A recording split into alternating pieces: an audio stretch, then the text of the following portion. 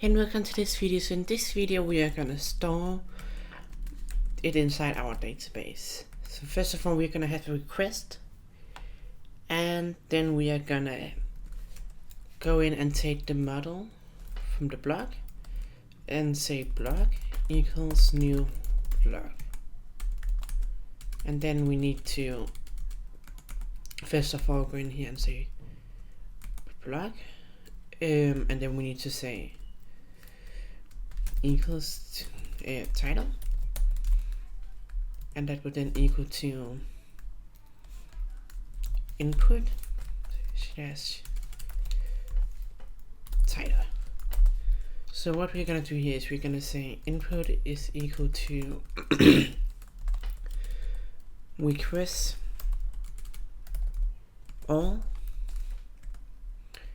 and then we are gonna, on another line, we're gonna have consent, and then inside here, we're also gonna have block slash alpha, which will be equal to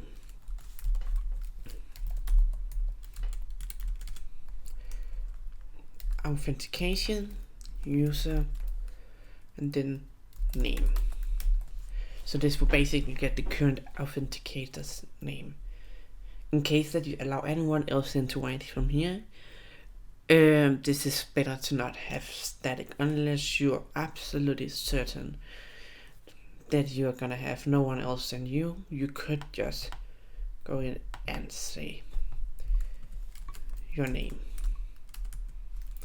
but because we like things to be dynamic and we like things to just be automatic, there's no reason for not doing like this. Again, remember to include all of these to actually be able to make the code work. So we also need to spell correctly, and then we can say block save. And to make this a bit more efficient, we will put this inside a conditional statement where we will say if block save return response JSON success equals to post is now created. Okay, so this is in case that you actually successfully do it. In the case that you don't, we will send response with JSON saying error, post could not be created. So at the moment we don't have any validation, and we are gonna add in that later.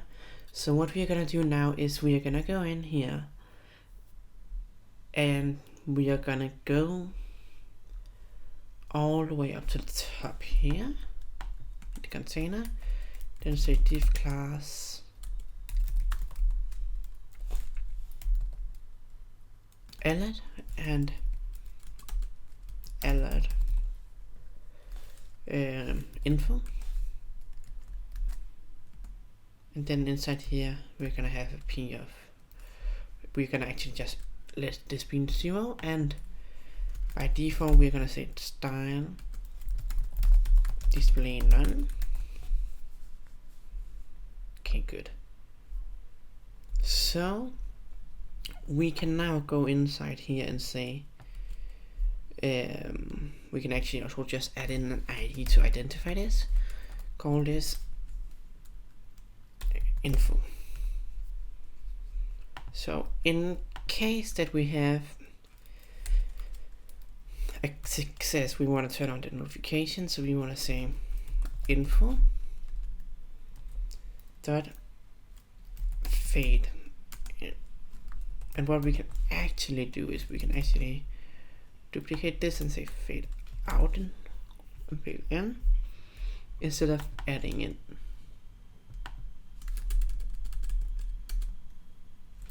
So if we do it like this, this would actually basically show it.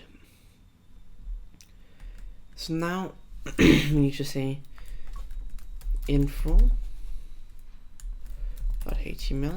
is then data.success.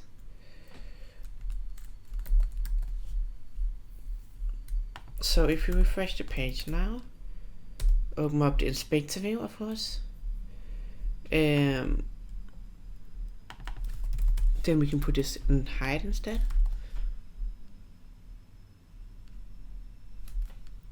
So first of the things is we notice here this is actually still shown.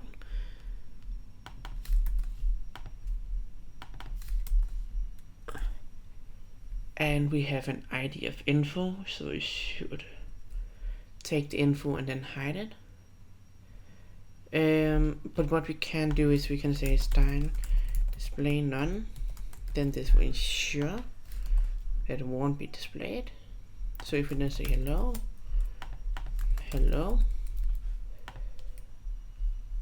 it says post now created. To clarify that it is created, we can go up here, refresh, and you can see it contains HTML as well, which means that the Wizard editor actually works inside here.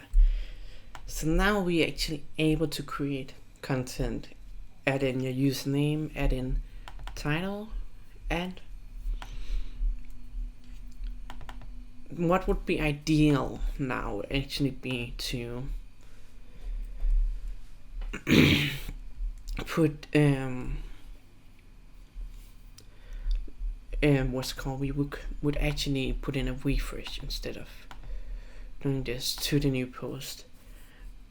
But what we could also do is continue with this. So in the next video we are gonna add in validation, and we are also gonna add in the ability to redirect the user to the new post,